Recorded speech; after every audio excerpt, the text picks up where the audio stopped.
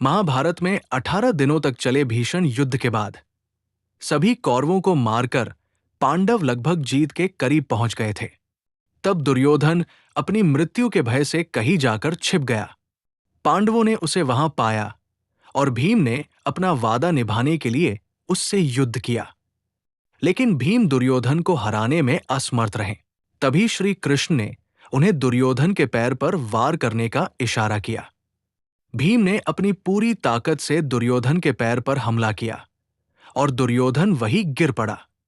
कई लोगों का मानना है कि यहीं पर महाभारत का युद्ध समाप्त हुआ था, जिसके बाद पांडवों ने 36 वर्षों तक हस्तिनापुर पर शासन किया। अंत में पांडवों और श्री कृष्ण ने पृथ्वी छोड़ दी और कलयुग का आरंभ हुआ। लेकिन यह कहानी इतनी आसान नहीं थी।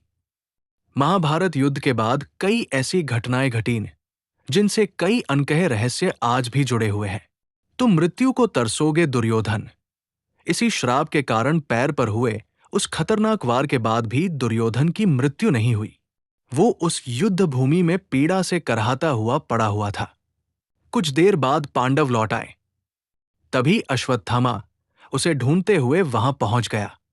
अपने मित्र दुर्योधन को इस हालत में देखकर अश्वत्थामा क्रोधित हो गया और गुस्से में उसने कसम खा ली, मैं पांडवों को मार डालूंगा। ये कहकर वो पांडवों के शिविर की ओर चला गया। रात के अंधेरे में उसने वहां हंगामा कर दिया और वहां उसने एक एक पांडव का सिर काट डाला और दुर्योधन के पास लौट आया। मैंने पांडवों को मार डाला, उसने गर्व से कहा। जैसे ही दुर्योधन की नजर उन सिरों पर पड़ी तो उसका पूरा शरीर कांप उठा।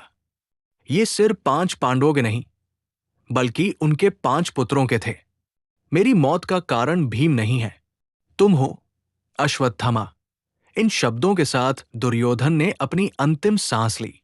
दुर्योधन के मरते ही संजय की दिव्य दृष्टि लुप्त हो गई। सूर्य अस्त हो गया और 18 दिनों तक चला ये युद्ध समाप्त हो गया। ऐसा कहा जाता है कि महाभारत में धर्म के लिए युद्ध करने के बाद भी पांडव स्वर्ग नहीं पहुंचे। लेकिन ये कैसे संभव है?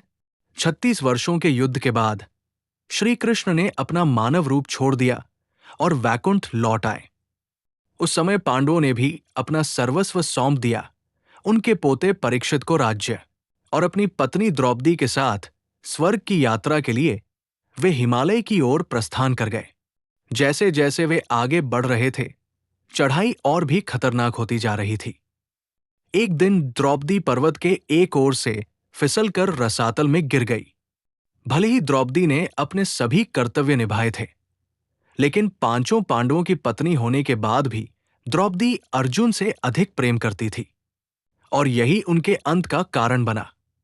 इसके बाद सहदेव और नकुल की बारी थी। उनकी मृत्यु का कारण उनका अहंकार था। एक को अपने ज्ञान पर गर्व था और दूसरे को अपने रूप पर। फिर अर्जुन की बारी आई।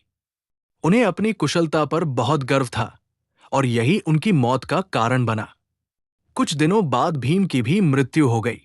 भीम बहुत शक्तिशाली था, लेकिन वो भोजन का बहुत लालची था और इसी कारण वो स्वर्ग की ये यात्रा पूरी नहीं कर सके। अब युधिष्ठिर अकेले ही अपनी यात्रा में आगे बढ़ने लगे। उन्होंने अपने जीवन में हर समय धर्म का पालन किया, जिसकी वजह से वो ये सफर पूरा कर पाए। और इस प्रकार स्वर्ग पहुंचने वाले 5 पांडवों में केवल युधिष्ठिर ही थे। इसके बाद हस्तिनापुर में उनके पोते परीक्षित का शासन शुरू हुआ। माना जाता है कि कृष्ण अवतार की समाप्ति के बाद कलयुग का आरंभ हुआ। परीक्षित ने कली को संपूर्ण विनाश करने से रोक दिया, लेकिन वो अपनी मौत को नहीं रोक सके।